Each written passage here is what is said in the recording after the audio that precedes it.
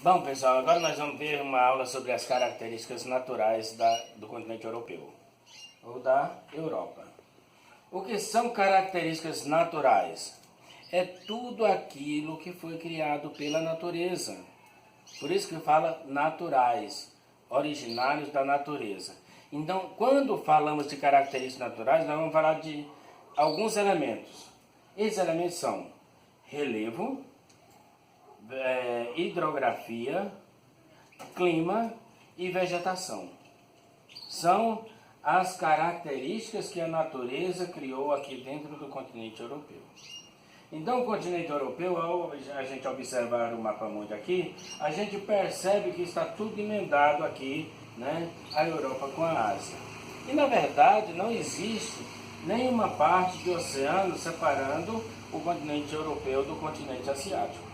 Porque a definição de continente, para que a geografia criou e que mais aceita, é uma grande porção de terras emersas que seja circulada por águas, né, banhado por água por todos os seus lados. Então aqui forma um continente. Mas aqui não tem. Então, muitos geógrafos chamam de continente euro-afro-asiático, ou afro-euroasiático. Né? Porque isso aqui tudo é a natureza criou uma grande massa continental. A África está ligada ao continente asiático, né? Aqui pela península, aqui na península de Sinai aqui. Aqui tem uma ligação, né? O continente africano ligado pelo continente asiático. Então, por que separou três continentes, Europa, Ásia e África? Por fatores culturais, principalmente culturais, tá? Então, a Europa foi separada aqui, ó. Tem aqui os Montes Urais, o Mar Cáspio, aí tem aqui a cadeia do Cáucaso, que é uma região montanhosa, tá? Os Montes Urais também é uma cadeia montanhosa, tá? Um pouco elevada, não muito elevada. O Cáucaso já é uma cadeia montanhosa bastante elevada. Aí vem aqui o Mar Negro, o Estreito de Bósforo aqui na Turquia, né? Pegando aqui o Mar Mediterrâneo, né? O Oceano Atlântico, o Oceano Glacial Ártico e chegando aqui nos Montes Urais. Essa porção aqui é a Europa, ou o continente europeu. As características naturais. Vamos falar então sobre o relevo e a hidrografia. O relevo do continente europeu, vocês podem observar aqui pelas tonalidades, a parte de verde predominam planícies, terras mais baixas, tá? Próximas do nível do mar. O que são planícies? Recordando, planícies são todas as terras que estão em baixa altitude em relação ao nível do mar, geralmente 200 ou 300 metros de altitude, tá? Então essas terras que se encontram próximo do nível do mar, a gente chama de planícies. Vocês podem ver que essa parte de verde aqui, né, é uma grande quantidade de planícies. Predomina no continente europeu as planícies. Aí depois nós temos os planaltos. Planaltos já são terras mais elevadas, estão acima do nível do mar, acima das planícies, só que não são picos montanhosos, não tem altitude extremamente elevada, pode chegar a 1.000, 1.200 metros, alguma coisa assim, né? Mas normalmente 800 metros, tá? Então, quando acontece que haja 1.000 e poucos metros e seja mais ou menos plano, aqui na Europa, na Espanha, a gente chama de meseta, tá? Então, aqui de amarelo nós vamos ter os planaltos, tá?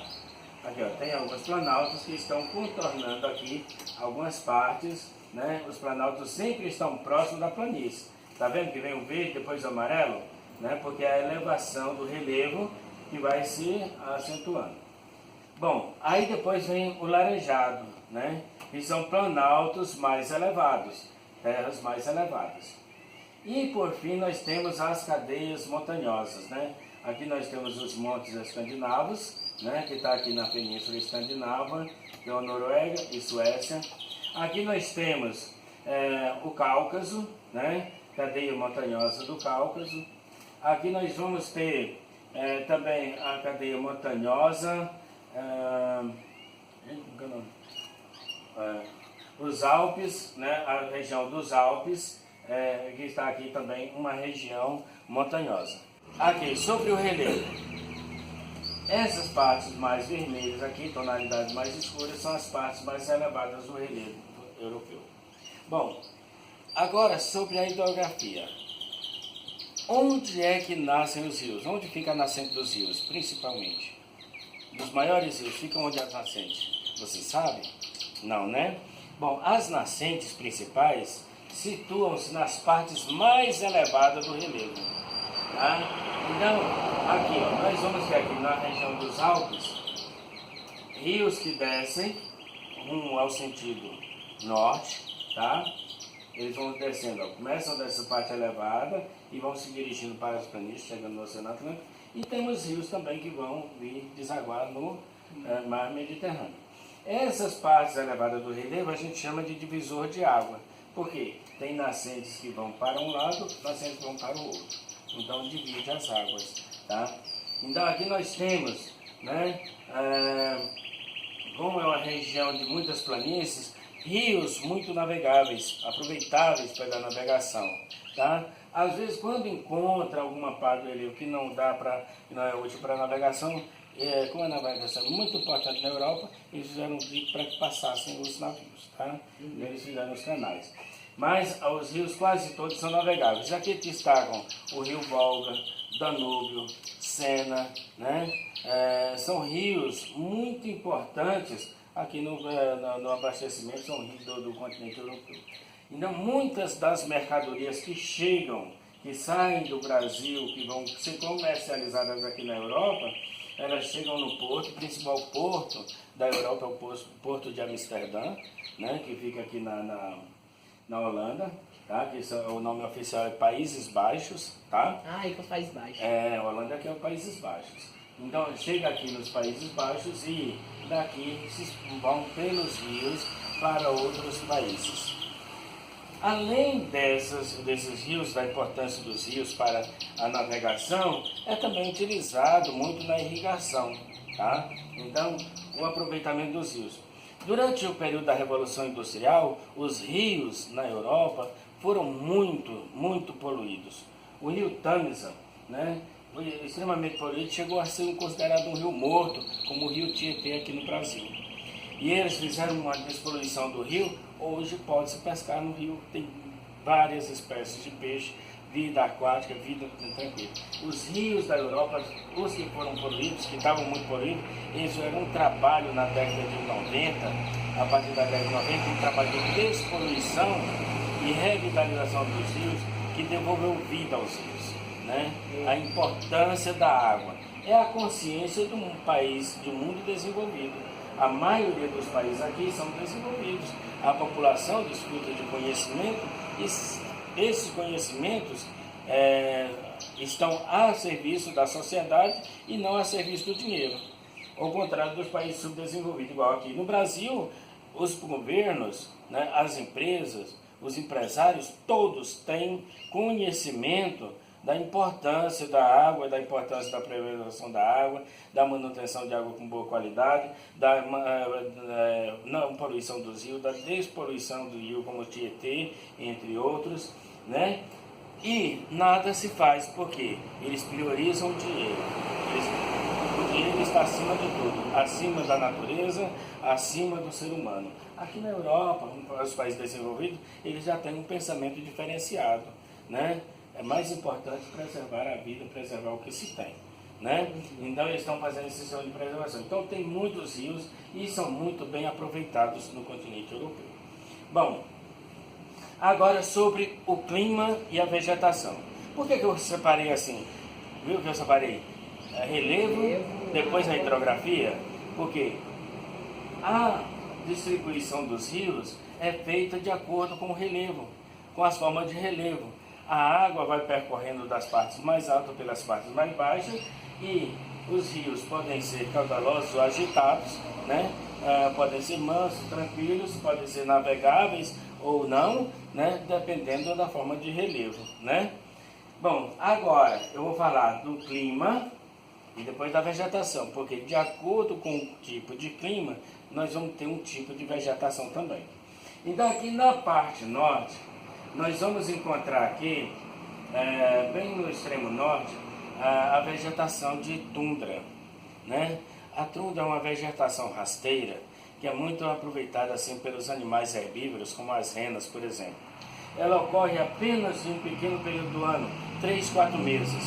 Ela brota, né, quando tem o verão, aí tem o degelo, aí ela brota, surge ali, ela se ergue e depois vem o gelo, ela abafela de novo. Degelo, ela renasce novamente. E cada vez que ela renasce, é um ponto de atração dos animais herbívoros se alimentarem da tundra, né? Essa vegetação. Bom, aí logo seguindo de norte para o sul, vai aumentando as temperaturas, tá? Porque quanto mais próximo, mais aumenta, maior é a latitude, menor é a temperatura. Então vai diminuindo a latitude, vai aumentando a temperatura. Então na Europa nós vamos caminhando para o sul, né? Rumo à linha do Equador. Então nós vemos aqui rumo ao sul, no sentido sul. Aí nós vamos encontrar aqui, né, a vegetação de coníferas. As vegetações de coníferas, né, elas são muito utilizadas para a fabricação de celulose, papel, tá? E aqueles pinheiros de árvores de Natal, sabe? Sabe aqueles pinheirinhos de árvore de Natal? Daquele monte de folhinha? As folhinhas deles são redondinhas, como se fosse essa varetinha aqui. Então, ela suporta baixíssimas temperaturas durante longo período do ano. Então, é uma vegetação que a gente fala vegetação pobre. Pobre em diversificação de espécies. Porque só tem as coníferas, tá? Então, tem poucas variedades de espécies, mas não tem variedade de espécies. Então a gente fala vegetação pobre. Porém, ela é extremamente lucrativa, ela é utilizada na fabricação de celulose e papel. E como tem uma visão, né, preservacionista, é feito a rotatividade dessas árvores. Então, vão cortando e vão plantando outra, vai cortando e vai plantando outra, para que nunca falte a vegetação de conífera, nunca falte matéria-prima para a fabricação de celulose e papel. Aí depois nós vamos descendo aqui. Aí nós vamos encontrar aqui no continente europeu, aqui nós vamos encontrar o clima temperado, tá? Mas aqui nós vamos ter o clima temperado, que vai ter uma influência do Oceano Atlântico, das correntes marítimas. Então a gente chama temperado oceânico. No temperado oceânico, como a água serve como um regulador de temperatura, as temperaturas não vão oscilar tanto quanto no clima temperado continental, que está aqui mais distante do oceano. Então o clima temperado tem o clima temperado oceânico, que está aqui próximo do litoral, né, próximo dos mares, e o clima temperado continental, que está mais distante. No clima temperado continental, as temperaturas têm uma amplitude térmica maior. O que é amplitude térmica? A diferença entre a maior e a menor. Por exemplo, no inverno a temperatura, o dia mais quente, chegou a 10 graus aqui no temperado continental. No período mais frio, ele chegou a 30 graus negativo. Amplitude térmica de 0 a 30 mais 10, né? De 10 graus positivo para 30 negativo. São 40 graus de amplitude térmica. Já aqui na parte continental aqui, as temperaturas chegaram a 5 graus no período mais quente e chegaram a 15 graus no dia mais frio. Então, qual é a amplitude térmica? 20 graus, né? Então, a amplitude térmica na parte temperado, né, oceânico, é menor do que a amplitude térmica na parte temperado continental. Nessa região de clima temperado aqui, nós vamos encontrar, devido a algumas influências de massa de ar, nós vamos encontrar aqui a floresta temperada, né, que são aquelas árvores que caem as folhas durante o inverno, né, que fica parecendo árvore morta, e aí ressurge na primavera aquele florido, né, aquelas cores bonitas de folha, né, ela ressurge, ela renasce.